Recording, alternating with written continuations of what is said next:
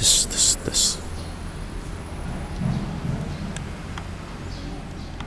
Tes.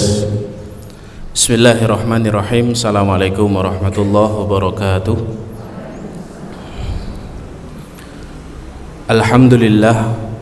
Alhamdulillahi falikil habbi wan nawa, khaliqil abdi wa ma nawa, al-mutalli'i ala batinil dhamiri wa ma hawa, al-mursyidi ala man dhalla wa ghawa, ja'ilil malaikati rusula.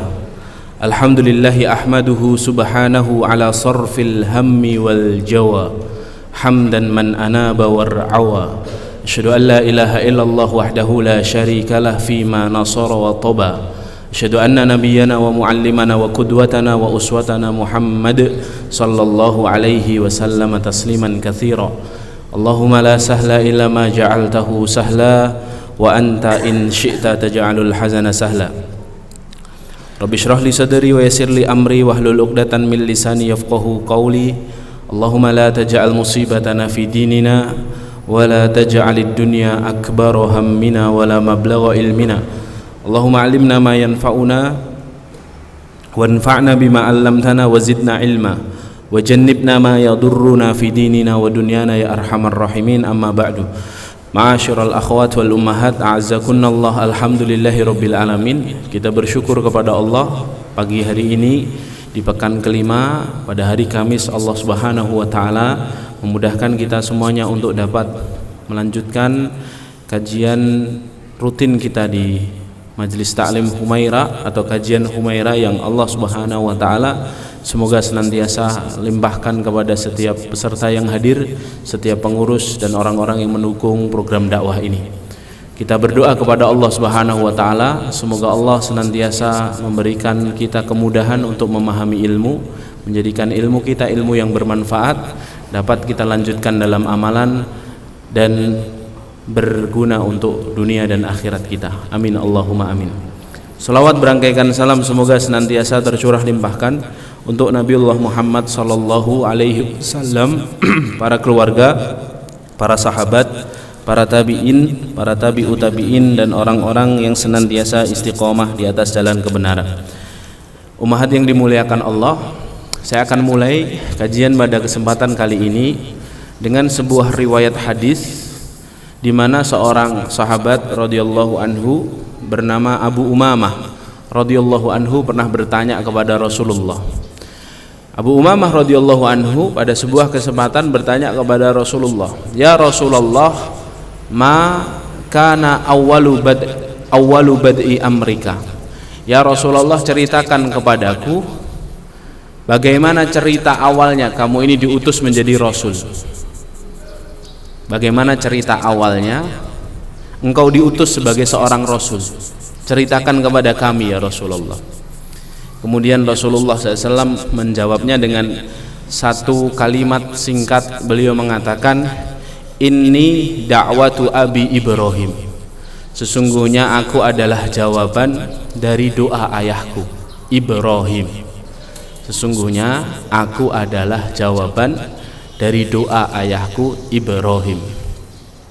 Kalau kita telusuri nasab Nabi SAW, maka nasab Nabi kita SAW itu bersambung sampai Nabi Ismail dan sampai ke ayahnya Nabi Ibrahim.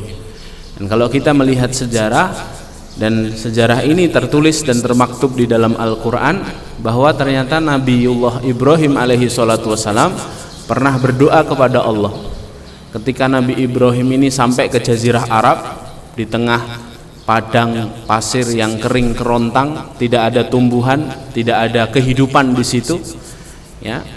Kemudian Allah memerintahkan Nabi Ibrahim untuk menitipkan istri dan anaknya di dekat Baitihi al-Muharram, di dekat rumahnya Allah yang mulia di Bakkah, di sebuah lembah bernama Bakkah yang hari ini kita kenal sebagai Makkah al-Mukarramah. Itulah kemudian Nabi Ibrahim alaihissalatu wassalam berdoa. Kita perlu tahu bahwa Nabi Ibrahim ini bukan orang Arab. Nabi Ibrahim ini orang Babilonia. Babilonia itu hari ini Irak. Ya, jadi bukan orang Arab. Sampai ke Jazirah Arab, Nabi Ibrahim berdoa kepada Allah. Doanya apa? Doanya Allah sebutkan di dalam surah Al-Baqarah ayat 129.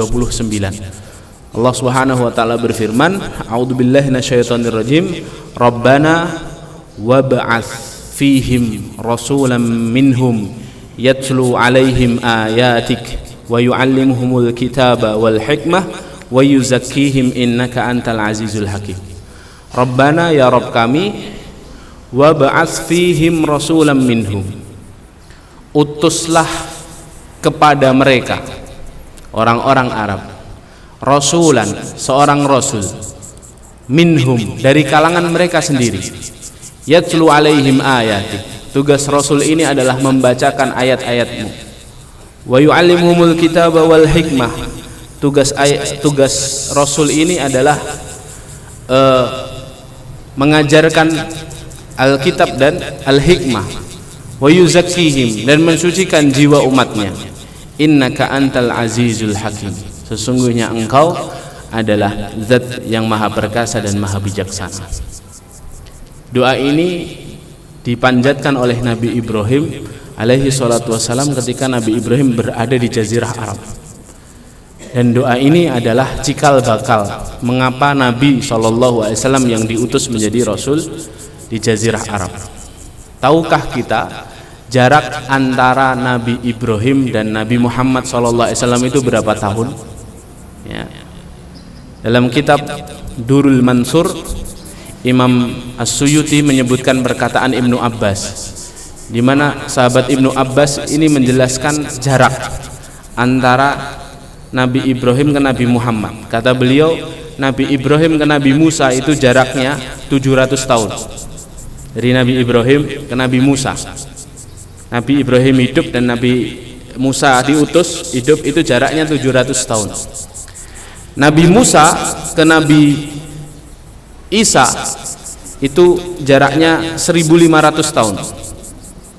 Musa ke Isa itu 1500 tahun. Kata Ibnu Abbas radhiyallahu anhum, Ibnu Abbas ya, seorang ulama sahabat radhiyallahu anhum yang didoakan oleh Rasulullah semasa kecilnya, dipegang kepalanya, kemudian Rasulullah berdoa, Allahumma faqihhu fiddin alimhu ta'wil, ya Allah faqihkan dia dalam agama, ya Allah jadikan dia ulama, ya, jadikan dia orang yang paling faham tentang ilmu tafsir, ilmu ta'wil. Ya, ketika Rasulullah wafat, Ibnu Abbas tumbuh menjadi seorang yang dewasa, menjadi ulama penerang umat. Ya, dan Ibnu Abbas ini mengatakan, ya, jarak antara Ibrahim ke Isa ke Musa itu 700 tahun. Jarak dari Nabi Musa ke Nabi Isa 1500 tahun. Jarak Nabi Isa ke Nabi Muhammad sallallahu alaihi wasallam adalah 600 tahun. Berarti kalau di total itu 700, 1500 dan 600 berapa? 2800. Ya, 2000 berapa? 800. Hampir 30 abad tadi. Hampir 30 abad. 2800 tahun. 28 abad. Jarak antara Nabi Ibrahim dan Nabi Muhammad. Para ulama ketika mengambil hikmah dari perkataan Ibnu Abbas ini radhiyallahu anhuma, para ulama memberikan satu hikmah kepada kita. Apa di antara hikmah yang disebutkan para ulama, pelajaran yang disebutkan oleh para ulama? Para ulama mengatakan Allah itu ketika mengabulkan doa seorang hamba, maka Allah lah yang paling tahu kapan waktu yang paling tepat. Ketika Allah mengabulkan permintaan seorang hamba, Allah lah yang paling tahu kapan Allah mengabulkan doa ini agar menjadi, ya, pengkabulan di waktu yang paling tepat. Ya. Maka di antara hikmah para ulama, kalau kita tahu Nabi Ibrahim alaihi salatu wassalam, Khalilur Rahman, kekasihnya Allah, Abul Anbiya, ayahnya para nabi dan para rasul, dikabulkan doanya setelah 2800 tahun. Maka siapalah kita ini yang berdoa di pagi hari minta cepet-cepet dikabulkan di sore hari? Siapalah kita ini berdoa di malam hari minta cepet-cepet dikabulkan di pagi hari. Ya. Maka salah satu hikmah dari apa yang menjadi riwayat yang kita sebutkan tadi adalah ketika kita meminta kepada Allah Subhanahu wa taala, iringilah dengan prasangka baik. Tetaplah berhusnudzon kepada Allah. Ya. Atas apapun yang terjadi dalam kehidupan kita ini, tetaplah berhusnudzon kepada Allah Subhanahu wa taala. Karena Allah itu punya rencana baik untuk kita. Kita punya rencana, Allah punya rencana. Tapi rencananya Allah lah yang paling baik untuk kita. Ya, ini pelajaran pentingnya dari riwayat pembuka yang kita sebutkan tadi. Ya. Khalilur Rahman, anaknya Nabi Ibrahim itu satu Nabi Ismail, Nabi Rasul, dua Nabi Ishak, Nabi Rasul. Ada satu lagi nanti namanya Madian. Ya, anak dari Kutura itu namanya Madian. Anaknya Nabi Ibrahim itu tiga, ya, Ishak, Ismail, satu lagi Madian. Madian nanti anak keturunannya kemudian ingkar kepada Allah, kemudian diutuslah seorang nabi namanya Syuaib alaihi salatu wassalam. Masya Allah, anak keturunan dari Ishak muncul Yakub, Yakub muncul Yusuf, dari Lewi muncul Musa. Nabi-nabi Bani Israel itu ya pokoknya ada di Nabi Ibrahim. Ya. Ismail nanti turun sampai ke Rasulullah SAW dari kalangan orang-orang Arab. Ya, orang-orang mulia. Ayah dari orang-orang mulia, Khalilur Rahman. Ketika kita at-tahiyat akhir itu, kita bersolawatnya tidak hanya kepada Nabi Muhammad, kepada Nabi Ibrahim juga. Allahumma sholli ala Muhammad wa ala ali Muhammad kama shallaita ala Ibrahim wa ala ali Ibrahim. Doa minta sama Allah dikabulkannya 2800 tahun kemudian. Kita baru doa sebentar minta cepet-cepet dikabulkan. Mana sikap husnudzon kita kepada Allah? Mana prasangka baik kita kepada Allah bahwa Allah punya rencana baik dalam kehidupan kita? Maka inilah yang insya Allah akan kita bahas. Mengapa kita harus berprasangka baik kepada Allah Subhanahu wa ta'ala? Mengapa hadir? Kalau pertanyaannya mengapa kita harus berprasangka baik, kita disuruh berprasangka baik. Mengapa kita harus berprasangka baik? Jawabannya satu, hadirin. Karena Allah lah yang paling tahu cerita akhir hidup kita, hadirin. Ya. Yang tahu cerita akhir dari setiap potongan episode yang kita lalui ini kan Allah. Ya. Maka kita tahu bahwa Allah itu punya nama apa? Al-Alim. Al-Alim itu zat yang maha mengetahui. Allah itu maha tahu. Allah itu paling tahu bagaimana nasib kita, bagaimana nanti akhir cerita kita itu Allah paling tahu. Wal awwalu wal akhiru, Allah itu paling zat yang maha awal dan zat yang maha akhir. Semuanya dalam kuasa Allah Subhanahu wa ta'ala, dan semuanya atas kehendak Allah Subhanahu wa ta'ala. Ya. Maka mengapa kita harus berhusnudzon kepada Allah? Jawabannya ya karena Allah yang tahu cerita akhirnya. Ya. Segala sesuatu itu kan selalu dinilai di akhirnya, bukan di awalnya. Pertandingan bola, menit pertama masih 0-0, menit ke-10 sudah menang 1-0 tuan rumah. Apakah pertandingan bola itu sampai 90 menit masih tambah injury time-nya, masih ada tambahan waktunya? Yang dinilai akhirnya, full time-nya, bukan di awal-awalnya. Itu kan kita kalau datang ke bank mau nyetak buku tabungan kita itu, ngeprint kan ke mbak tellernya, mbak print mbak. Pertama sudah di print, silahkan pak, silahkan bu diperiksa. Ketika kita buka buku tabungan, yang dilihat apanya dulu? Transaksinya dulu apa saldonya dulu? Saldo sudah jelas ya. Transaksi belakangan. Ya, buat apa transaksi banyak kalau saldonya 0 kan? Ya, dilihat dulu saldonya sesuai enggak nih. Ya, Baru setelah itu didetailkan, oh saya transaksi tanggal sekian, oh beli ini, kulaan ini. Kalau orang jualan kan begitu ya. Jadi selalu segala sesuatu itu dilihat di akhirnya. Maka jangan cepat-cepat menilai di episode awal ya. Yang dilihat itu saldo akhirnya, bukan prosesnya ya. Allah memang menilai seseorang dari usahanya. Tapi kadang-kadang kita ini berbicara soal takdir, kita cepat-cepat menilai sesuatu. Ini kita sedang berbicara soal takdir, bukan soal usaha ya. Jadi kita ini tidak tahu apa-apa hadir. Kita ini tidak tahu apa-apa. Kita ini tidak pernah tahu apa yang terjadi 5 menit lagi, tidak tahu hadir. 10 menit lagi tidak tahu. Kita tidak pernah tahu ketika kita meniti sebuah jalan, kemudian kita akan apa? Kita akan mengalami macet, itu kadang-kadang kita tidak tahu. Ternyata kok ada truk jatuh, guling gitu ya. Truk guling di tengah jalan dan menyebabkan jalan tol macet. Kita tidak pernah bisa memprediksi itu ya. Kita tidak pernah tahu besok kita sakit atau tidak.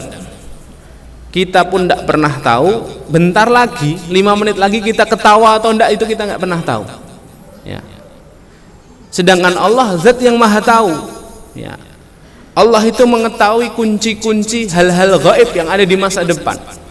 Coba Anda buka di dalam Al-Quran, di surah Al-An'am ayat 59. Allah subhanahu wa ta'ala berfirman, wa indahu mafatihul ghaibi la ya'lamuha illahu.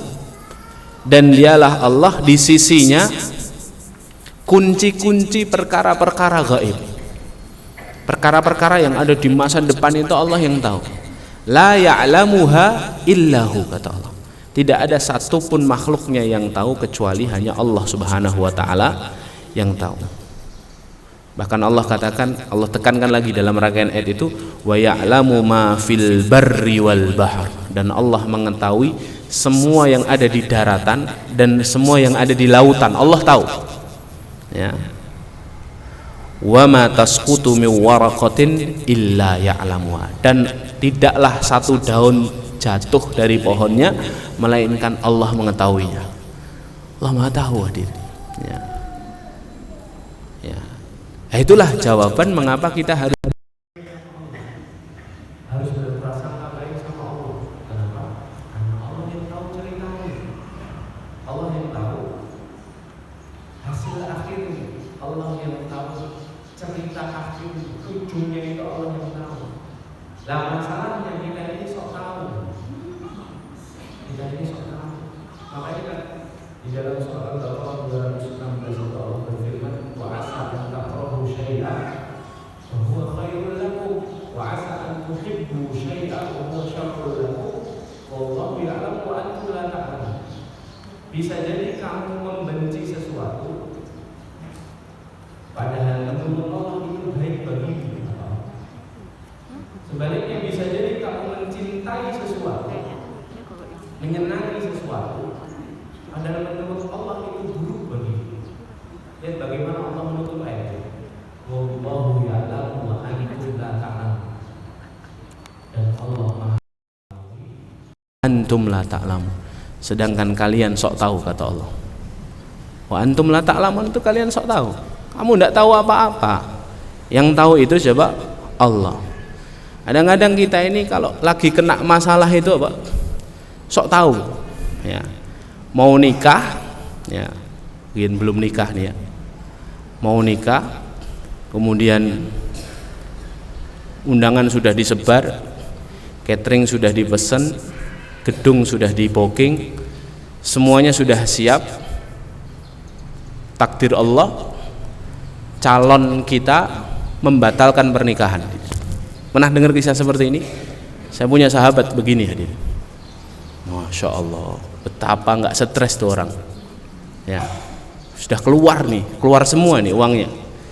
Dia kerja bertahun-tahun, ya, untuk meyakinkan orang tuanya bahwa dia sudah mandiri, dia sudah siap berumah tangga. Udah dibayar semua, calonnya batalkan hadir. Gimana itu hadir? Ya, Kalau orang tidak punya iman itu, tidak tahu konsep husnudon ini, tidak bisa membaca hikmah, bisa stres hadirin. Bisa stres hadirin. Bisa depresi ya. Setelah itu dia nelpon saya, dia kawan saya ini pengen ngobrol gitu. Saya nggak tahu masalah dia. Masalahnya berat sekali, saya bilang ya. Kemudian dia bilang, wah ini Allah tidak sayang sama saya berarti. Saya sudah berusaha, saya sudah berikhtiar, saya sudah berdoa, saya sudah meyakinkan orang tua, kok kayak gini nasib saya ya Mer, katanya ya. Saya ketika itu tidak tahu ya, bibir saya ini dibimbing Allah untuk bilang, yo berarti antum ini beruntung, saya bilang. Berarti antum beruntung. Orang yang tega membatalkan pernikahan di hari sudah ditentukan, semua sudah dipersiapkan, itu orang enggak bagus ya, orang buruk ya, orang yang enggak baik itu ya. Gimana antum bisa hidup nanti kalau sama orang enggak baik kayak gini? Berarti Allah menyelamatkanmu, saya bilang begitu. Kemudian dia baru mikir, oh ya juga ya, orang ada setega ini, kalau saya nikah sama dia, dia bakal lebih tega lagi nanti. Terus akhirnya dia bersyukur hadirin. Kadang-kadang kayak gitu itu hadirin. Kadang-kadang kita ini sok tahu, ya kan, lewat jalan ini macet kan, coba kalau lewat jalan sana. Kadang-kadang kita itu begitu, coba kalau gini, coba kalau gitu, coba kalau gininya itu kemungkinan terbaik terus mesti. Padahal kita juga tidak tahu sana itu macet atau enggak ya. Coba ganti kemungkinannya kemungkinan terburuk hadirin. Jangan kemungkinan terbaik terus. Wah kena macet nih, tidak apa-apa lah di sini, mungkin di sana lebih macet. Tenang akhirnya hadirin. Kenapa? Ya karena tadi, karena kadang-kadang kita ini sok tahu, bisa jadi itu takdir yang Allah berikan kepada kita, itu yang terbaik untuk kita. Wa asa'an takrahu syai'an tadi, wa huwa khairul lakum, wa asa'an tuhibbu syai'an fa huwa syarrul lakum. Nah, itulah jawaban mengapa kita harus berhusnudzon. Apa keutamaannya husnudzon, Ustaz? Apa keutamaan husnudzon? Husnudzon billah itu, berprasangka baik kepada Allah, itu keutamaannya apa? Para ulama menyebutkan beberapa keutamaan. Saya ringkas menjadi 4 keutamaan. Yang pertama, orang yang senantiasa berhusnudzon kepada Allah, Allah akan menguatkan dia dalam tauhid. Tauhidnya kuat jadinya. As-siqqatu billah, percayanya kepada Allah itu kuat. Ya. Dan Allah akan menjauhkan dia dari kesyirikan. Allah akan menjauhkan dia dari kesyirikan. Kenapa? Karena dia percayanya hanya kepada Allah. Dibolak-balik hidupnya dia percaya sama Allah. Karena Allah pasti yang terbaik. Pilihan Allah pasti yang terbaik. Rencana Allah pasti yang sempurna. Ya. Sehingga dia tidak mudah kemudian mencari jalan-jalan pintas hadirin. Mencari jalan-jalan pintas. Kadang-kadang kita ini jeder ketempuk sama sesuatu berat, kemudian cari jalan pintas. Padahal jalan pintas itu belum tentu halal. Ya, cari shortcut, cari jalan pintas. Kadang-kadang kita cari ya, yang kemudian menjatuhkan kita kepada keharaman. Dan kita tidak pernah sadar kalau kita jatuh kepada keharaman, kita akan dijauhi oleh Allah hadirin. Yang tadinya aturannya itu kita ditolong Allah, gara-gara kita tidak yakin sama Allah, malah jauh Allah nanti, malah justru datang musibah-musibah berikutnya. Waliyadzubillah. Ya. Maka keutamaan husnudzon billah yang pertama, kata para ulama, seorang yang senantiasa husnudzon, berprasangka baik kepada Allah, maka dia akan dikuatkan dalam tauhid. Ya, dikuatkan dalam tauhid. Ya, dilindungi dari kesyirikan, dari menyekutukan Allah dengan makhluknya. Ya. Maka kita takut betul dengan dosa kesyirikan itu ya. Dosa kesyirikan itu bisa menghapuskan semua amal. Kalau kita mengenal ada penggugur dosa, penggugur pahala itu ada, tapi cuma satu. Apa? Syirik. Meyakini bahwa ada kekuatan yang sama dengan Allah atau kekuatan yang lebih kuat daripada Allah, itu syirik. Menduakan Allah itu syirik. Menyelingkuhi Allah itu syirik.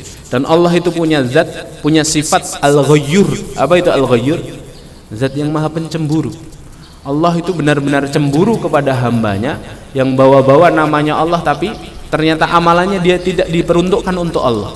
Yang harusnya seorang hamba ini minta tolong sama Allah, tapi minta tolong kepada yang lain. Allah cemburu. Dan Allah kalau sudah cemburu, apa kata Allah dalam surah Zumar, surah 29 ayat 65, la in asyrakta la yahbatanna amaluk. Kalau kamu sekali saja syirik kepadaku, la yahbatanna amaluk, hapus semua amalan, mulai dari nol. Ngulang lagi, dihapus semua amalannya. Ya, hati-hati sama dosa syirik ya. Makanya Rasul kita ngajari satu doa agar kita terhindar dari syirik.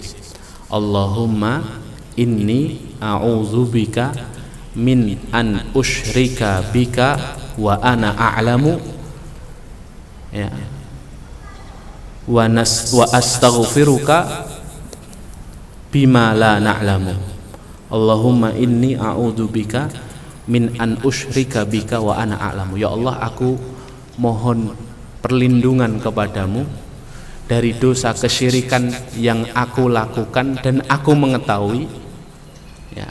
Wa nastaghfiruka wa astaghfiruka, dan aku memohon ampun kepadamu bima la na'lamu, atas dosa kesyirikan yang aku tidak ketahui. Maksudnya kadang-kadang kita ini syirik tapi tidak sadar gitu ya. Syirik tidak sadar itu contohnya apa? Kadang-kadang ini ya, kadang-kadang kita ini, saya itu kalau sakit, saya kalau ke dokter itu mesti mari, mesti sembuh. Kalau selain dokter itu kok saya kayaknya nggak sembuh ya, obatnya nggak mempan. Ini hati-hati loh hadirin. Yang menyembuhkan sakit kita itu Allah. Asy-Syafi itu Allah, bukan dokter A dan dokter B. Ya, nah ini contoh kesyirikan-kesyirikan yang kadang kita tidak sadar. Makanya doanya apa? Ya Allah, aku berlindung kepadamu dari kesyirikan yang aku ketahui, dan aku memohon ampun kepadamu atas dosa kesyirikan yang tidak aku ketahui. Ya. Yang belum hafal nanti diulang aja rekamannya ya. Masih banyak materinya ya. Atau nanti di searching di Google, doa jauh dari kesyirikan, nanti muncul tuh doa itu ya. Atau nanti lihat di statusnya Humaira. Yang belum follow akun Instagram Humaira, follow dulu ya. Biasanya ada ringkasan. Saya juga gumun itu hadirin. Saya ngisi lengkap hadirin di situ, ditulisnya lengkap dari detik pertama sampai terakhir itu ditulis, dirangkum. Wah, luar biasa ini. Notulennya Humaira ini di mana sampai sekarang saya nggak tahu nih yang mana ini ya. Ya. Gitu. Masyaallah. Akhirnya dimuliakan Allah. Itu yang pertama. Jadi husnudzon kepada Allah itu menguatkan tauhid kita kepada Allah, menguatkan kita dalam tauhid, menjauhkan kita dari kesyirikan. Ya, menjadikan kita hanya yakin kepada Allah. Ya. Hanya bersandar dan mengakui sandaran yang paling kuat itu adalah Allah. Kemudian keutamaan yang kedua adalah orang yang berhusnudzon kepada Allah akan diteguhkan dalam taufik dan petunjuk. Akan diteguhkan dalam taufik dan petunjuk. Orang kalau senantiasa husnudzon sama Allah itu hidupnya dituntun sama Allah. Hidupnya dituntun sama Allah, dibimbing sama Allah, diberi pedoman sama Allah. Ya. Diteguhkan dalam taufik dan petunjuk. Taufik Pak. Taufik dan petunjuk. Coba Anda buka surah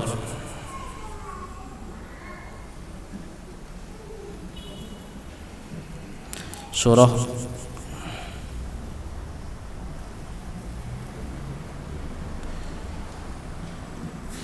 At-Taghabun. Surah At-Taghabun.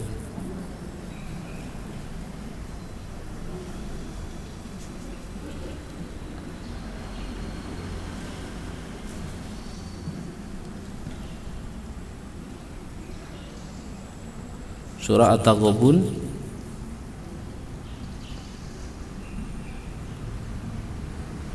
ayat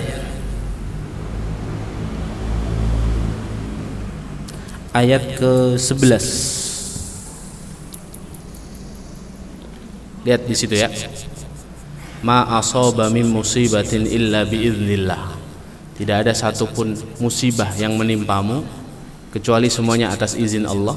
Lihat lanjutannya. Wa may yu'min billahi yahdi qalbah.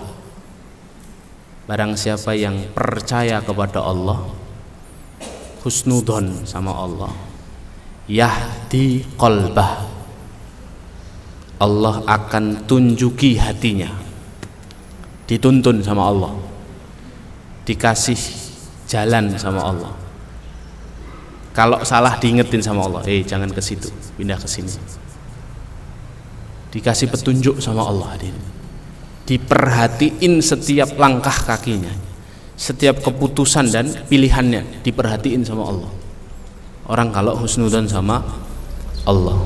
Bahkan kalau kita lihat tafsirnya, tafsir ayat ini, Ibnu Abbas yang kita ceritakan tadi di depan, radhiyallahu anhuma, ketika mentafsirkan ayat ini beliau mengatakan Allah akan beri anugerah keyakinan dalam hidupnya, faya'lam anna ma asabahu lam yakun liyukhti'ahu, sehingga dia benar-benar yakin bahwa sesuatu yang menimpanya tidak akan mungkin luput darinya.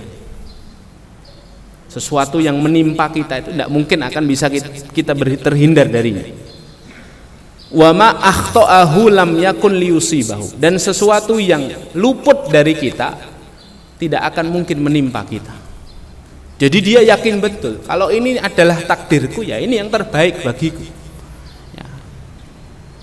Sehingga tidak pernah muncul rasa kecewa kepada Allah. Kenapa? Karena dia yakin Allah akan menunjuki dia yang terbaik. Wa may yu'min billahi yahdi qalbah. Allah yang akan tunjukkan. Bimbang dalam dua pilihan, Allah akan tunjukkan satu pilihan. Kalau dia senantiasa berprasangka baik kepada Allah. Ini yang kedua. Yang ketiga, dihindarkan dari segala kesulitan. Orang-orang yang berprasangka kepada Allah, berprasangka baik kepada Allah itu hidupnya nyantai hari. Yang orang lain melihat ini sebuah kesulitan, dia melihatnya enteng. Nah, kadang-kadang kan kita begitu ya, melihat ada orang menderita gitu, ya sakit-sakitan, dipecat dari tempat kerjanya, kemudian istrinya hilang, lari karena sudah tidak tahan lagi sama dia. Kita melihat potongan episode orang lain kayak gini tuh kadang-kadang mesake ya hidupnya ya. Mesake itu kan versi kita, tapi versi orang ini yang senantiasa berhusnudzon sama Allah itu santai saja. Kesulitan-kesulitan itu di matanya itu terlihat ringan ya. Kenapa? Karena dia berhusnudzon kepada Allah. Makanya Allah berfirman dalam surah Al-Ahqaf, surah 46 ayat ke-13, Innal ladzina qalu rabbuna Allahu tsumma istaqamu fala khaufun 'alaihim wala hum yahzanun. Sesungguhnya orang-orang yang senantiasa berkata, Rabbunallah, Rabbku, pemeliharaku, yang menata hidupku adalah Allah. Orang-orang yang senantiasa berkata demikian, Summastaqamu, kemudian dia selalu meyakini itu, istiqomah. Apa kata Allah? Fala khaufun 'alaihim wala hum yahzanun. Tidak pernah merasa takut dan tidak pernah merasa sedih. Dia tidak pernah takut sama masa depan, dia tidak pernah takut, tidak pernah khawatir sama masa depan. Dia tidak pernah sedih sama masa lalu. Hidupnya tenang. Sulit, ada kesulitan. Ya. Sukar hidupnya. Tapi tidak pernah takut, tidak pernah bersedih hati. Orang yang senantiasa berprasangka baik kepada Allah itu begitu. Tidak pernah takut sama masa depan. Kenapa tidak takut sama masa depan? Karena dia selalu yakin bahwa ada Allah bersamanya.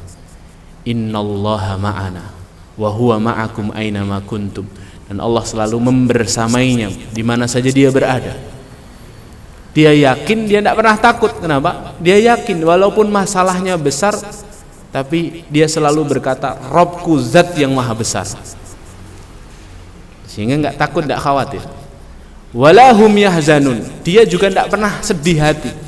Kalau sedih itu enggak terlalu. Ya sedih itu manusiawi, tapi dia tidak kemudian terpuruk dalam kesedihan. Kenapa? Pada masa lalu yang sudah dia lewati dia tidak pernah bersedih, karena dia yakin seyakin-yakinnya bahwa apapun cerita hidupnya itu pasti yang terbaik untuknya. Pasti yang terbaik untuknya. Ya. Sehingga apa? Dihindarkan dia dari kesulitan-kesulitan. Ini kalau husnudzon sama Allah. Kemudian yang keempat, dijaga dan didukung oleh para malaikat. Dijaga dan didukung oleh para malaikat. Dijaga dan didukung oleh para malaikat. Hidupnya itu selalu diiringi para malaikat. Buka surah Fussilat, surah 41 ayat 30-31. Allah berfirman, Innalladzina qalu rabbunallahu summa istaqamu.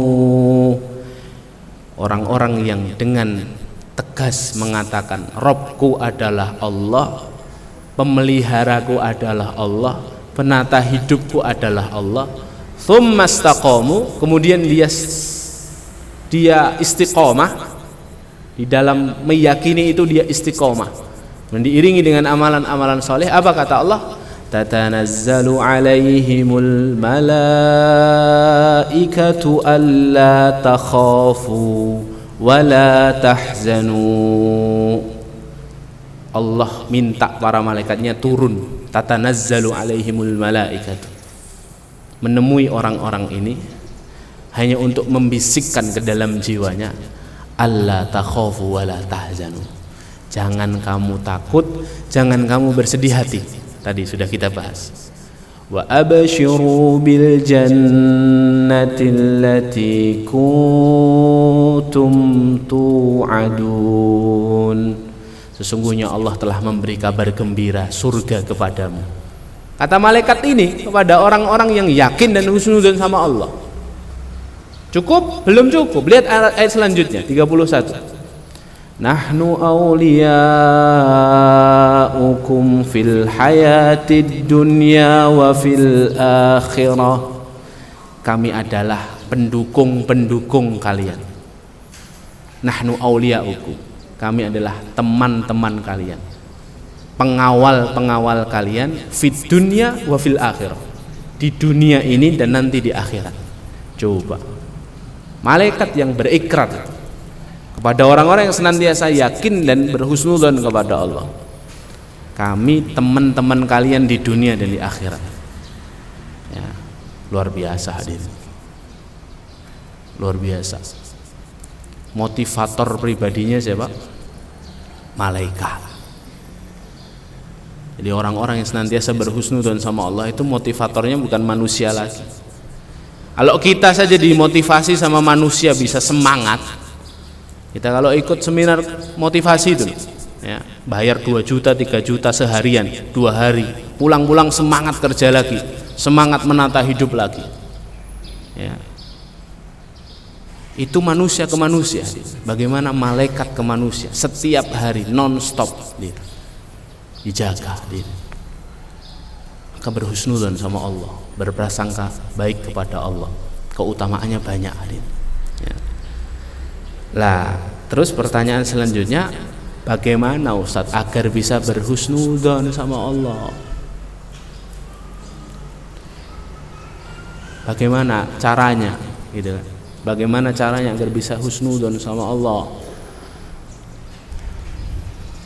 Hidup kita ini tidak lepas dari kesedihan, tidak lepas dari kehilangan, tidak lepas dari perpisahan, tidak lepas dari kekecewaan, tidak lepas dari kezaliman.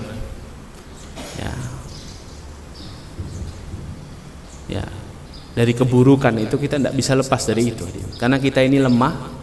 Ya. Kemudian Allah menciptakan kita ini memang dalam kesulitan-kesulitan. Laqad khalaqnal insana fi kabad. Sungguh kami menciptakan manusia itu dalam kesulitan-kesulitan. Memang kita sedang di-challenge, sedang diuji. Dunia ini darul bala. Ya.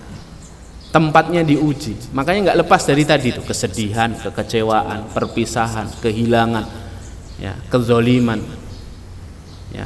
Ditipu orang, tidak pernah lepas dari itu. Dikecewakan sama orang, sakit hati, ya, tidak lepas daripada itu. Dan kita dituntut husnudzon. Lah bagaimana kalau ada takdir dalam tanda kutip buruk menimpa kita, dalam tanda kutip saya bilang, menurut kita itu buruk, ya, itu caranya agar bisa husnudzon, los sama Allah itu bagaimana, Ustaz? Ya. Kata para ulama, ya, kalau kita ini sedang dalam keadaan hati kita sempit, dada kita sempit karena ujian dan musibah tadi yang dalam kehidupan kita, caranya itu satu, apa? Caranya adalah dengan melapangkan dada. Kan dadanya sempit tuh. Caranya apa? Melapangkan dada. Piye Ustaz caranya melapangkan dada, gitu kan? Pertanyaan selanjutnya kan, agar kita ini selalu legowo, selalu tenang gitu ya, selalu santai, tidak gampang panik ketika kita ini mendapatkan kesedihan, mendapatkan berita buruk, berita duka, dibohongi orang dan lain sebagainya. Saya kira di sini ini yang lengkap tadi. Dari muka-mukanya jenengan ini kelihatan orang punya masalah gitu ya, apalagi yang di depan ini. Ya memang kita ini orang-orang bermasalah semua. Kalau tidak bermasalah tidak mungkin datang ke pengajian, ya, karena bermasalah makanya pingin lebih kenal sama Allah, ya kan, lebih pingin tahu ilmu, karena kita punya masalah, hidup kita ceritanya sendiri-sendiri, ya. Makanya tadi kata para ulama, kalau kita ini dada kita menyempit maka lapangkan dadamu. Lah cara melapangkan dada itu 5, ya. Kata para ulama, cara melapangkan dada itu adalah dengan membangun 5 kesadaran dalam hidup kita. Membangun 5 kesadaran dalam hidup kita. Yang pertama, kesadaran yang harus dibangun. Misalnya kita tiba-tiba dapat kabar buruk nih, atau kita habis dikecewakan orang lain, atau kita harus berpisah dengan orang lain, kehilangan orang yang kita cintai, atau sakit hati, atau dizalimi sama orang lain, apalah lengkap pokoknya. Posisikan diri kita pada masalah kita masing-masing ya. Ketika kita dapat masalah seperti itu, bangun kesadaran pada 5 hal. 1, sadari bahwa semua musibah, semua hal pahit dalam kehidupan kita, kesedihan, kehilangan, semua tadi itu, sadari bahwa itu semuanya terjadi atas izin Allah. Apa? Semua terjadi atas izin Allah. Semua sudah ditulis tadi. Semua atas izin Allah. Tidak ada satupun yang luput dari Allah. Tidak ada salah skenario, itu tidak ada. Semuanya sudah pada realnya masing-masing. Ya. Semua atas izin Allah. Allah ketika memberikan satu beban kepada seseorang, Allah tidak mungkin salah pundak. Ya. Tiada beban tanpa pundak, dan Allah tidak mungkin salah pundak. Tidak akan tertukar. Semuanya terjadi atas izin Allah. Buka surah Al-Hadid, surah ke-57 ayat ke-22. Allah Subhanahu wa taala berfirman, 57 ayat 22. Ma asaba min musibatin fil ardi wala fi anfusikum illa fi kitabin min qabli an nabra'aha, kata Allah. Tidak ada satupun musibah yang menimpa di atas yang terjadi di atas muka bumi Allah yang terjadi atas dirimu, kata Allah. Fil ardi wala fi anfusikum. Tidak ada musibah yang terjadi di bumi ini, di kehidupan kita ini, dan terjadi pada diri kita, dirinci Allah lagi. Apa yang menimpa kita ini illa fi kitabin, kecuali semuanya sudah ditulis di dalam Lauhil Mahfuz, fi kitabin min qabli an nabra'aha, sebelum kami mewujudkannya. Jadi semuanya atas izin Allah. Ini kesadaran pertama yang harus dibangun ya. Kalau dapat musibah, yakin, bangun kesadaran bahwa semua terjadi atas izin Allah. Kemudian yang kedua, bangunlah kesadaran bahwa semua yang dari Allah pasti baik untuk kita. Semua yang dari Allah pasti itu baik untuk kita. Allah pasti punya rencana baik hadirin ya. Hanya saja memang hikmah itu ya, hikmah itu hadirin gak selalu nampak di hari H. Kata Imam Al-Ghazali, takdir dan hikmah itu turun bersamaan hadirin.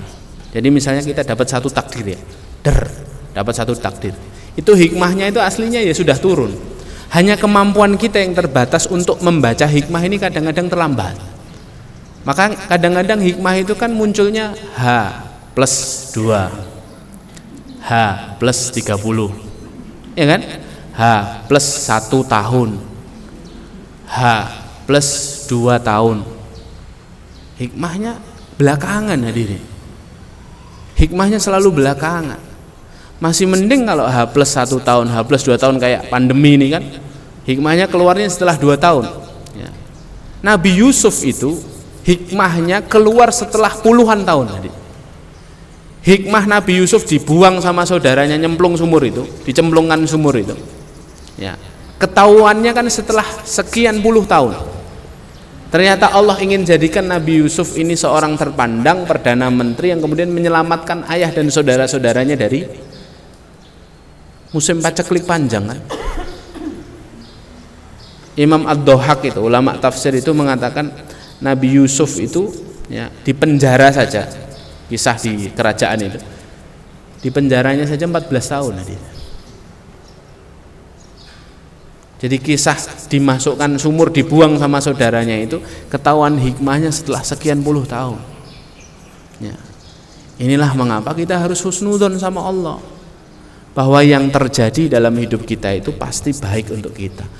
Makanya kalau boleh kita sebutkan satu perkataan para ulama tentang urusan ini dan bisa menjadi oleh-oleh untuk kita semuanya pulang nanti ya. Setiap kali dapat musibah selalu katakan al khairu khiratullah, yang terbaik itu pasti pilihannya Allah. Al khairu khiratullah, yang terbaik pasti pilihannya Allah, bukan pilihan kita, pasti pilihannya Allah ya.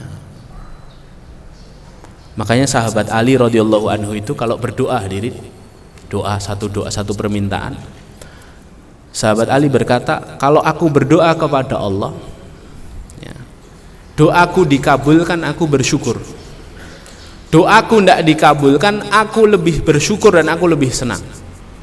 Loh kenapa? Karena kalau dikabulkan berarti ada kemungkinan itu pilihanku,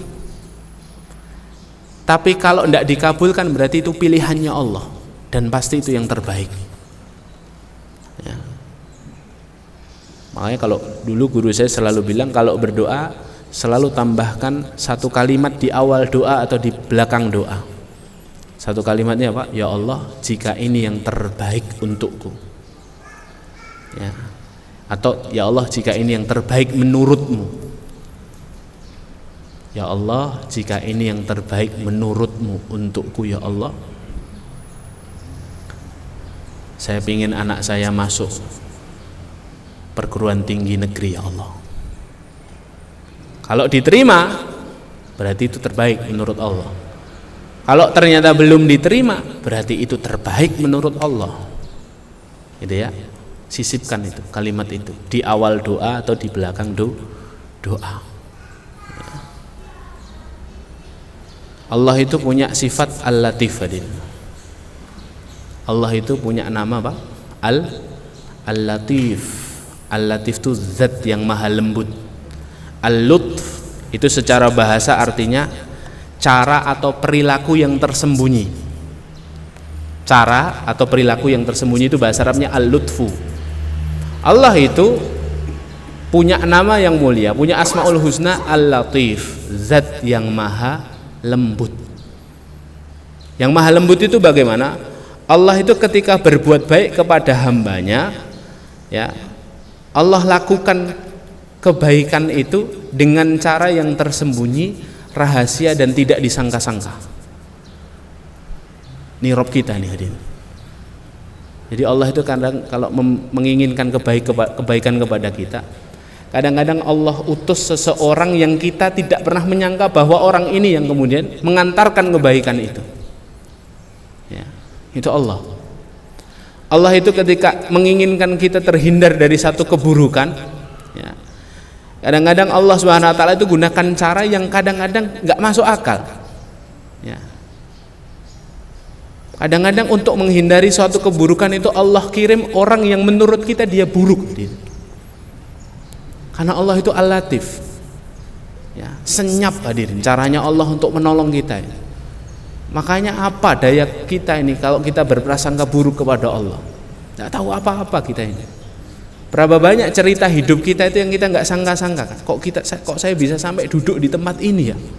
Padahal 3 tahun, 5 tahun yang lalu saya ini ya uraan, ya kan?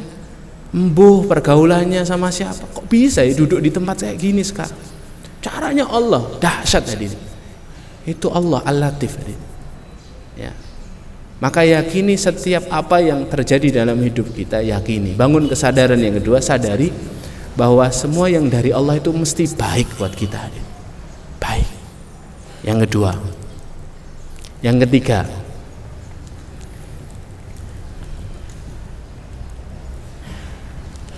semua yang terjadi, bangun kesadaran bahwa semua yang terjadi, kesedihan, kekurangan, kehilangan, sakit hati, kekecewaan, kezaliman, ya, semuanya sudah tertakar.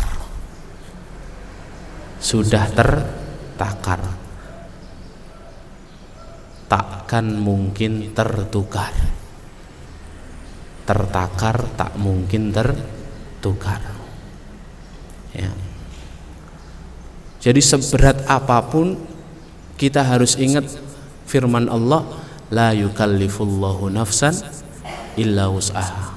Tidaklah Allah membebani seseorang dengan satu beban kecuali dia pasti mampu untuk melewatinya. Tidak mungkin Allah membebani seorang dengan sesuatu yang di luar batas kemampuannya, itu tidak mungkin. Ya. Jadi musibah yang menimpa kita itu tidak mungkin ketuker. Ini hasilnya musibahnya orang lain nih, tidak mungkin. Makanya jangan lagi kita berkata, ya Allah mengapa harus saya ya Allah. Itu kalimat suudzon sama Allah tadi. Mengapa harus saya? Ya karena saya yang mampu, orang lain belum tentu mampu. Ya. Sama halnya ketika kita melihat orang yang tadi itu mesake ya, hidupnya begitu ya. Kenapa kok kita bisa komen mesake? Karena memang kita tidak mampu, dia mampu. Gitu ya. Semuanya tertakar hadir. Ya. Maka kalau kita ini diberi Allah Subhanahu wa taala nikmat keluarga, ya kan, nikmat harta secukupnya, jangan kemudian kita gampang melihat seorang yang diberikan Allah nikmat yang lain yang lebih hadir.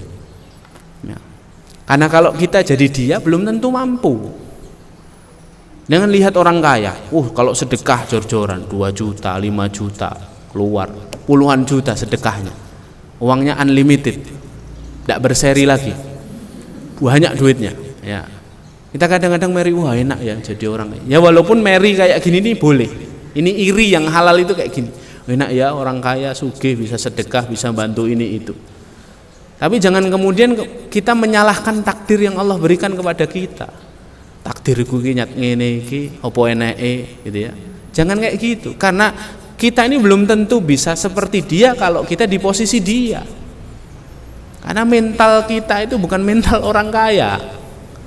Kita bisa ngomong kayak gitu itu karena memang kita belum pernah kaya, hadirin.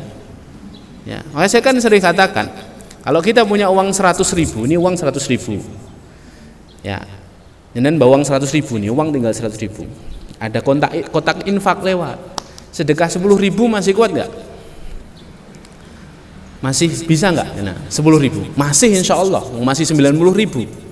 10.000 masih bisa.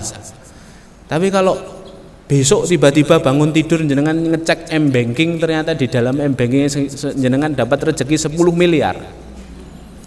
Sedekah 1 miliar bisa enggak? Mikir-mikir hadirin. Karena memang mentalnya bukan mental orang kaya. Sama-sama 10%. 100.000, 10.000, 10%. 10 miliar, 1 miliar 10% hadirin. Sama kalau Anda ini orang kaya, ngelihat orang yang mungkin sederhana hidupnya, biasa saja, kemana-mana, suami istri, anaknya 2, depan belakang naik motor, senyumnya merekah, kok bahagia sekali. Oh, enak jadi orang biasa ya. Saya ini orang kaya, bingung ngurus perusahaan ini, gaji karyawan, gini. Anda kalau jadi orang seperti mereka, satu keluarga bahagia yang kita lihat, belum tentu mampu juga ini. Anda ini tidak pernah dengar token listrik bunyi, ya, tidak pernah makan tahu tempe sambal sama gereh kok, ya, gitu loh. Jadi kita ini sudah ditakar, sudah sendiri-sendiri, ya. Maka yakinilah bahwa setiap kali ada musibah yang datang dalam hidup kita, yakinilah semuanya sudah tertakar, sudah terukur, ya. Yang keempat, bangunlah kesadaran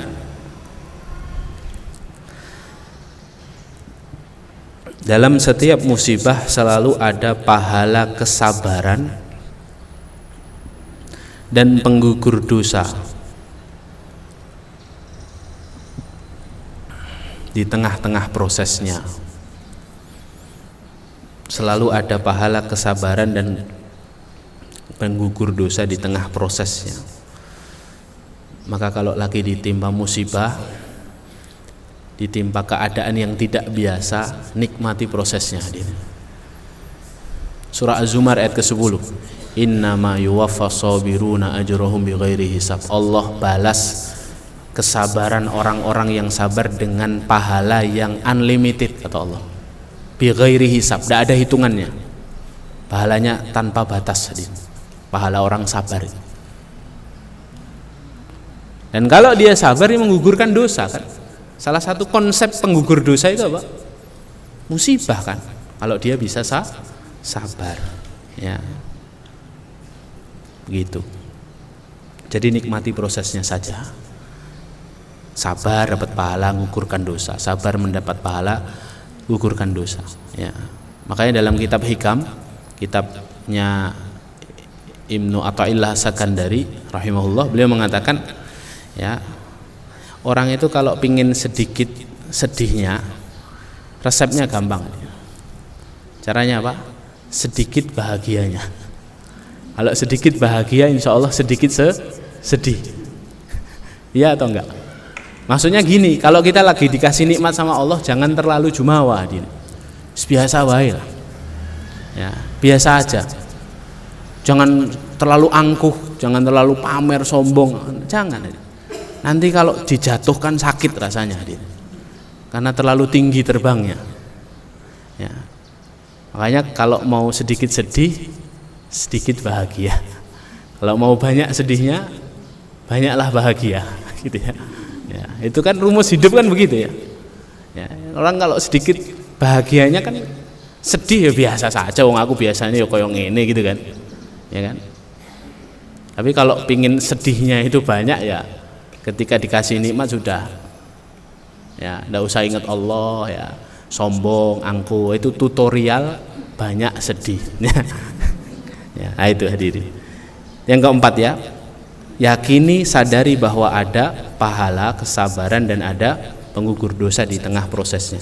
Kemudian yang kelima, yang terakhir, sadarilah dalam setiap musibah, kesedihan, kehilangan, perpisahan, kezaliman, ya, kekecewaan, dalam setiap musibah selalu ada pertolongan Allah yang dekat, atau selalu dekat pertolongan Allah. Kata Allah apa? Inna nasrallahi qarib. Sesungguhnya pertolongan Allah itu dekat. Surah Al-Baqarah 214. Ya. Allah menggambarkan di sini hatta yaqular rasulu walladzina amanu ma'ahu mata nasrullah. Para rasul dan orang-orang beriman yang diuji Allah dengan kemiskinan, kemelaratan, ya, kemudian ujian-ujian keimanan, itu mereka sampai berkata kepada Allah, mata nasrullah, kapan ya pertolongan Allah ini datang? Apa jawab Allah? Inna nasrallahi qarib. Sesungguhnya pertolongan Allah itu dekat. Ya. Pertolongan Allah itu dekat. Karena Allah sudah berjanji, semuanya sudah tertakar. Tidak mungkin Allah lepas tangan, lepas kendali, tidak mungkin. Ya, Allah pasti akan terus memperhatikan hamba ini, dan Allah tahu betul kapan harus menolong hamba ini.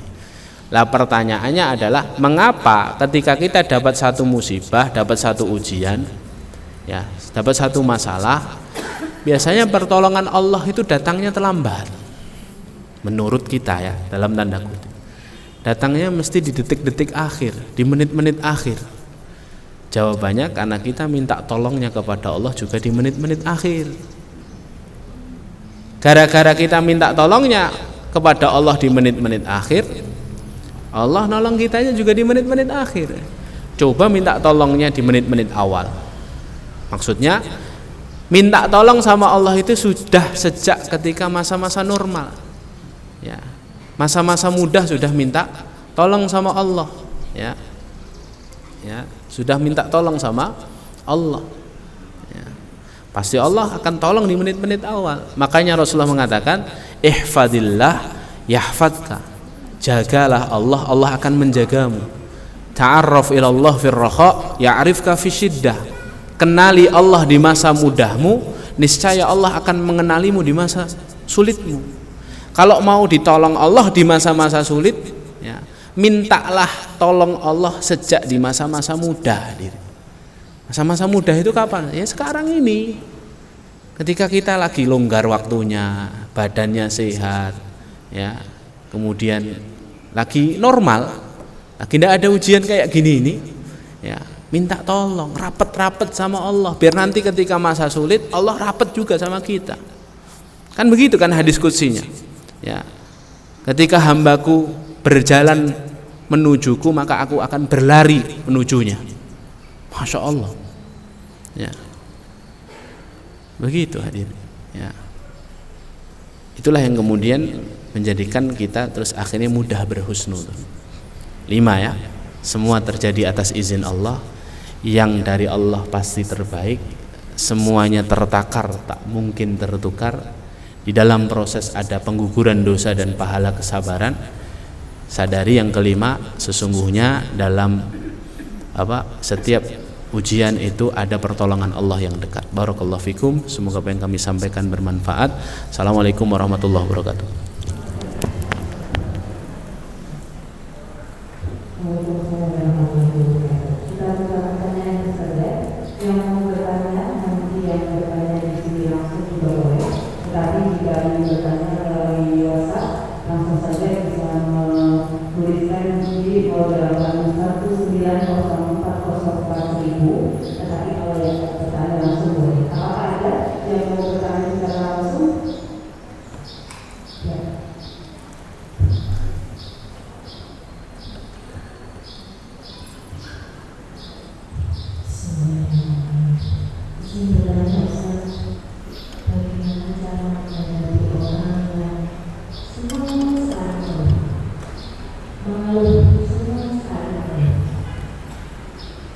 Terima kasih.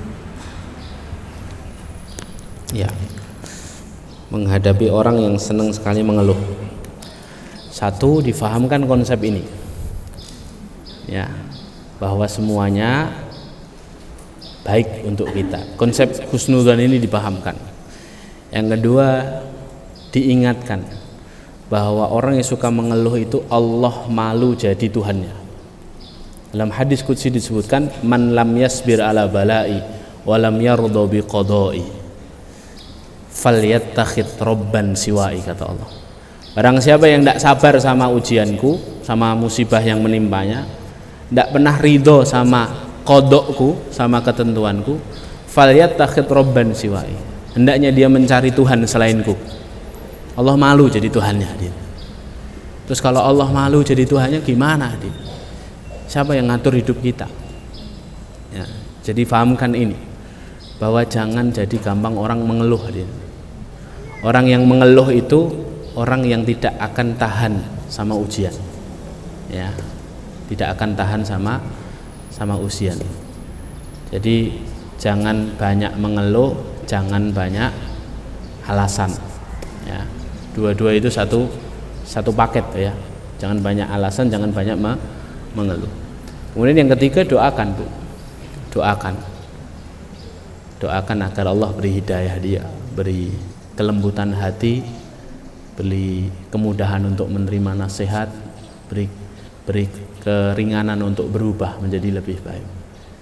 Kalau itu kita menghadapi orang yang seperti itu, ya, jangan pernah meremehkan doa, ya. Doa itu luar biasa, awalnya doa dari panjenengan ini orang-orang soleh, ya. Hati itu kan dalam genggamannya Allah, kan. Mudah bagi Allah membolak-balikkan hati. Jadikan orang yang benci jadi cinta, cinta jadi benci. Orang yang jahat jadi baik, orang baik jadi jahat, itu gampang. Orang yang dapat petunjuk hilang petunjuk. Orang yang tidak dapat petunjuk jadi dapat petunjuk. Itu mudah bagi Allah. Ya, maka doakan. Kadang-kadang kita ini belum doakan. Masalah sudah semua, Ustaz, sudah saya cari gini-gini. Sudah antum doakan belum? Belum. Coba doakan dulu sepekan. Kalau belum lagi 2 pekan, 3 pekan, 4 pekan. Lihat nanti perubahannya. Insyaallah ada perubahannya. Allahu a'lam bishawab. Lagi? Dari pertanyaan yang ada di WhatsApp, anak Ustaz meski berusaha yakin kadang ada rasa sedih, takut tentang kesalahan masa lalu, tentang hal-hal yang belum dilakukan dan lain-lain. Amalan apa Ustaz yang harus dilakukan tentang muncul rasa itu? Amalan biar tidak sedih, biar tidak sakit hati, begitu ya? Kurang jelas yang pertama ya. Kalau sudah sebenarnya sudah merasa yakin, tetapi kadang kalau itu tentang kesalahan yang salah. Ya sudah, kalau sudah yakin, ragu, berarti tawakal sama Allah. Konsepnya 2, ya. Konsepnya 2 T. Satu, ya, satu titipkan, ya, titipkan sama Allah. Yang kedua apa? 2T apa? Titipkan dan satu titipkan, 2 apa? Temani, ya, temani dan titipkan. Satu minta ditemani Allah, ya, minta ditemani Allah. Artinya biar kita ini semakin yakin itu segala sesuatu sertakan Allah dalam kehidupan kita. Yang kedua, titipkan, serahkan sama Allah. Kalau sudah ikhtiar maksimal, sudah serahkan sama Allah. Allah nanti yang menentukan cerita akhirnya. Allah yang nanti akan menyelesaikan sampai proses akhirnya, gitu ya. Jadi ya amalannya apa saja, tawakal, temani, titipkan tadi itu, ya. Allahu a'lam bishawab. Assalamualaikum Ustaz, mau bertanya, saat ini banyak orang mempunyai guru spiritual. Maksud guru spiritual itu apa ya? Dan apakah itu termasuk syirik? Guru spiritual itu ya bukan dukun, bukan ya. Guru spiritual itu ya mursyid. Setiap kita harus punya mursyid, punya penunjuk jalan, punya guru, punya tempat untuk bertanya. Fas'alu ahla dzikri in kuntum la ta'lamun. Tanyakan kepada para ulama jika kamu belum tahu. Makanya para ulama itu melarang seorang belajar tanpa guru, kan. Karena peluangnya tersesat sangat besar. Ya, makanya ada perkataan ulama apa? Man ta'allama bila syaikhin fasyaitanu syaikhuhu. Barang siapa yang belajar tanpa guru, maka setanlah yang akan jadi gurunya. Ya. Jadi yang dimaksud guru spiritual, Allahu a'lam bishawab, ya guru yang menuntun kita dalam urusan-urusan ruhyah maupun urusan-urusan yang zahir, urusan-urusan amalan-amalan fisik begitu. Allahu a'lam bishawab. Hanya mungkin ganti ya, jangan pakai guru spiritual ya. Ganti muallim. Ya, bahasa-bahasa dalam kitab-kitabnya para ulama itu muallim, syekh, kemudian ustadz, ustadzah, ya mursyid.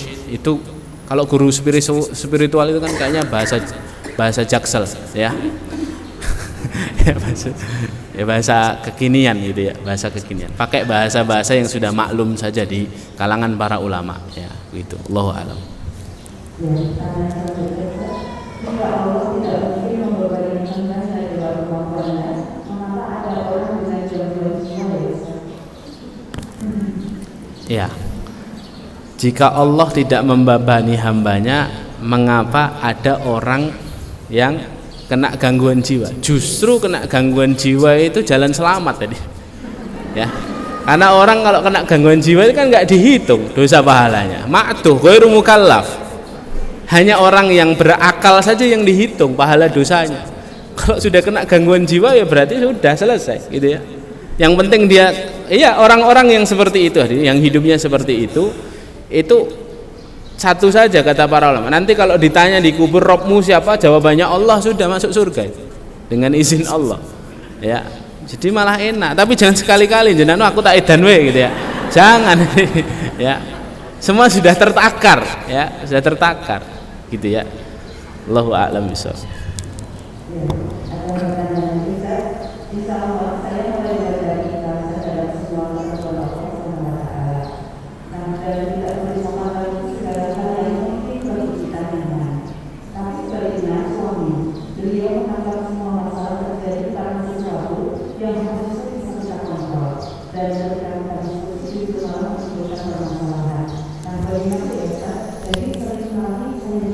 Panjang sekali pertanyaannya, kecepatan Mbak, saya enggak.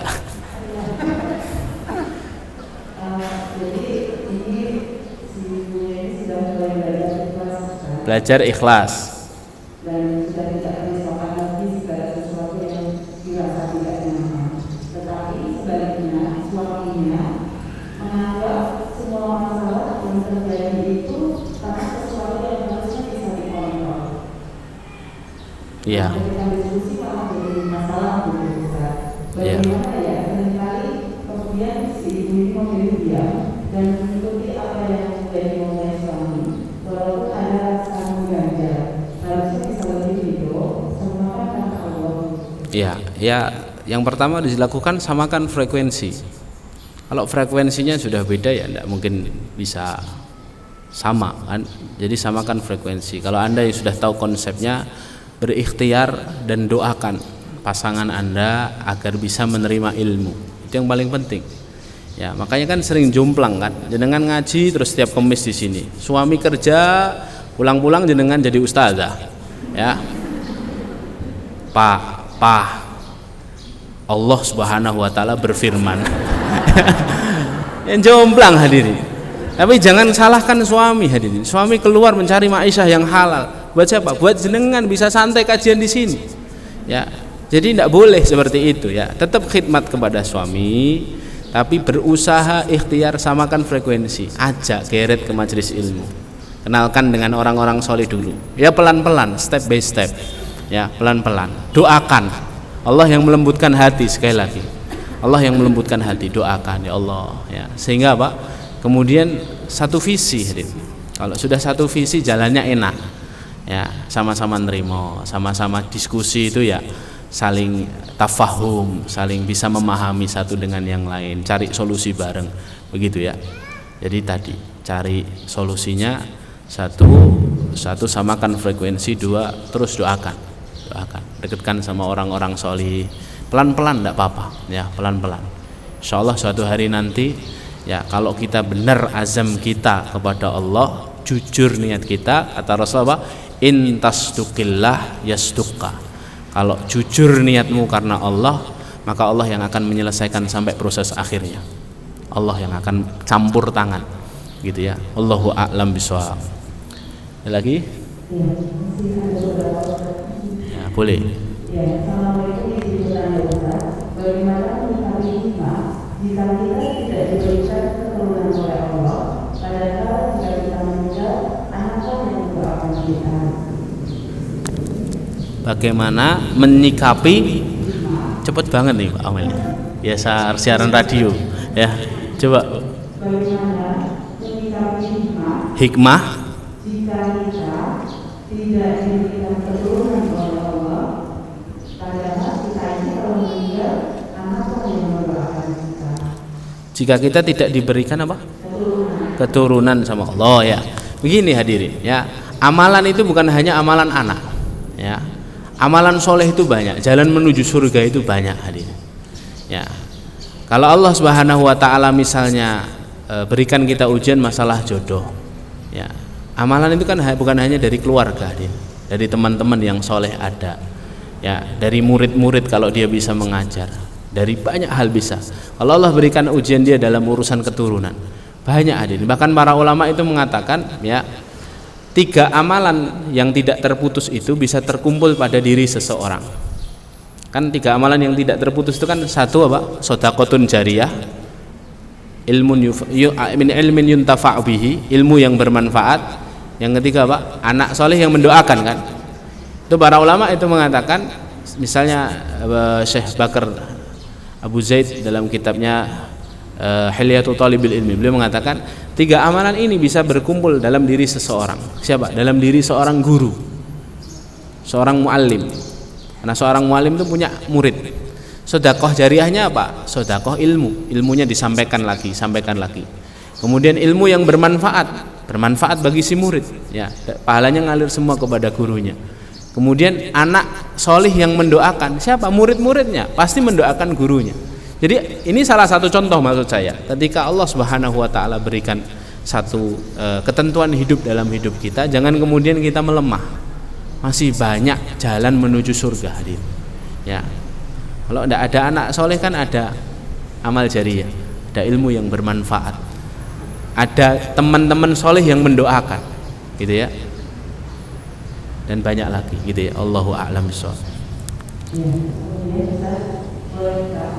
Seorang muslim ikut wisata religi dan kedua dengan dalih enggak itu masuk ke guanya, tapi ikut wisata religi yang enggak ada religinya.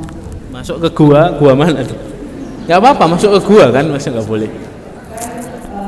Gini, ya, wisata religinya apa dulu kan harus dirinci ya. Kalau di dalamnya ada kesyirikan ya nggak usah ikut, ya. Tapi kalau di dalamnya ya hanya sekedar napak tilas. Dulu di sini ada Sunan Sunan Kalijogo, ada Sunan Muria, di sini ada Ja'far Shadiq, Sunan Kudus, ya. Beliau ngajarkan ini itu. Enggak apa-apa hadirin. Ikut aja enggak apa-apa. Menambah ilmu, menambah wawasan. Kadang-kadang kita ini terkungkung dalam satu pemikiran, kemudian tidak mudah menerima pemikiran orang lain karena satu hadirin masalahnya. Apa? Kurang piknik, ya. Iya benar, kurang piknik. Kurang piknik itu jadikan orang itu ya tadi pemikirannya keras, tidak mudah berlapang dada kepada pendapat orang lain. Ya, jadi tidak apa-apa, piknik saja, tidak apa-apa. Kapan Humaira piknik? Belum ada ya. Ya. Kemudian bagaimana dengan orang yang selalu berprasangka buruk dan berprasangka buruk kepada siapa saja dan selalu mengumbar kejelekan atau kekurangan orang lain? Ya sudah, tidak apa-apa kan? Ya, orang prasangka buruk sama kita ya sudah. Kita akan nyari pandangannya Allah, bukan pandangannya manusia. Biarkan saja, ya, biarkan saja. Tapi lihat apa sabda Rasulullah, unsur akhaka doliman au madluman. Tolonglah saudaramu yang dolim kepadamu dan yang terdolimi. Jadi yang ditolong itu bukan hanya yang terdolimi saja ternyata. Orang yang dolim sama kita juga harus kita tolong. Tolongnya dengan apa? Dengan doa. Dengan berusaha gimana ya caranya biar orang ini berubah gitu ya. Tapi kalau dia berprasangka buruk kepada kita, tidak usah dimasukkan hati, hadirin. Bukan dia tujuan hidup kita. Ya. Tujuan hidup kita itu pandangan Allah, bukan pandangan manusia. Testimoninya Allah, bukan testimoninya orang. Hadirin, ya. Kalau kita jadikan komentar testimoni orang sebagai tujuan hidup, berarti sejatinya kita sedang berhitung dalam kehidupan ini. Jualan kehidupan berarti. Orang jualan kan butuh testimoni. Ya. Kita sedang berdagang dengan Allah, bukan dengan manusia. Innallaha ashtara minal mu'minina anfusahum wa amwalahum bi anna lahumul jannah. Sesungguhnya Allah membeli perniagaannya orang-orang beriman. Mata uangnya apa? Jannah, surga. Ya. Jadi orang mau prasangka buruk sama kita biasa aja lah. Enggak apa-apa, ya. Justru kita bersyukur hadirin. Dia cuman tahu satu aib kita. Ya.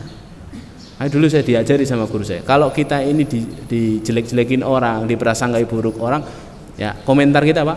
Alhamdulillah, untung cuman satu yang ketahuan. Ya. Karena yang lain banyak dia belum tahu, masih ditutup sama Allah gitu loh. Ya. Gitu ya. Allahu a'lam bishawab.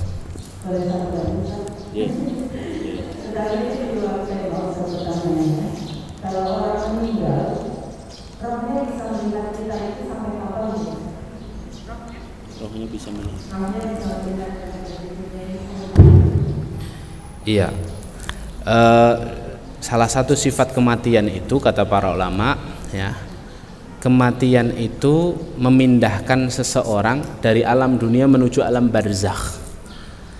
Alam barzakh itu alam apa? Barzakh itu dari kata barzakhun. Barzakh itu barzakhun. Barzakhun itu artinya satu tembok yang kokoh. Maksudnya apa? Seseorang yang sudah mati tidak akan mungkin bisa lagi kembali ke alam dunia. Ya, jadi tidak ada itu istilah ruh gentayangan, itu tidak ada. Ya, ruh gentayangan. Kalau kita percaya ruh itu ada yang gentayangan, berarti kita menuduh Allah tidak mengurus ruh. Ya. Nah, kan ada hadis innal mu'min mu'allaq inna ruhal mu'min mu'allaqun bainas sama'i wal ard bidainin lam yuqdadainuhu. Sesungguhnya ruhnya seorang mukmin itu apa? Jiwanya seseorang, inna nafsal mu'min mu'allaqatun bainas sama'i wal ard bidainin lam yuqdadainuhu. Jiwanya seorang mukmin itu bergelantungan di antara langit dan bumi, ya, karena utang yang belum dia bayar. Berarti gentayangan itu, bukan hadirin, ya. Itu orang yang belum ditahan urusannya sama Allah, ditahan dia urusannya sama Allah karena masih ada hutangnya di dunia. Bukan gentayangan di langit dan bumi, gitu ya. Jadi kita butuh penjelasan para ulama ketika kita memahami satu dalil, gitu ya. Jadi ya sudah mati, sudah mati, pindah alam, alamnya alam barzakh. Dan dalam kehidupan ini hanya ada satu kematian, ya. Sehidup seakhirat hanya ada satu kali kematian. Setelah kematian tidak ada kematian lagi. Kalau masuk neraka kekal abadi di selamanya, kalau masuk surga mendapatkan kenikmatan selama-lamanya. Dalam hadis disebutkan nanti di padang mahsyar Allah akan memanggil al-maut. Allah akan memanggil kematian, diwujudkan dalam wujud seekor domba yang besar. Kemudian Allah di hadapan manusia, Allah akan penggal kematian ini. Maka semenjak itu kematian sudah tidak ada, yang ada adalah kalimat khalidina fiha, kekal abadi selama-lamanya. Ya, makanya kalau masuk neraka ya tidak ada matinya. La yamutu fiha wala yahya, tidak mati tidak hidup orang di neraka itu.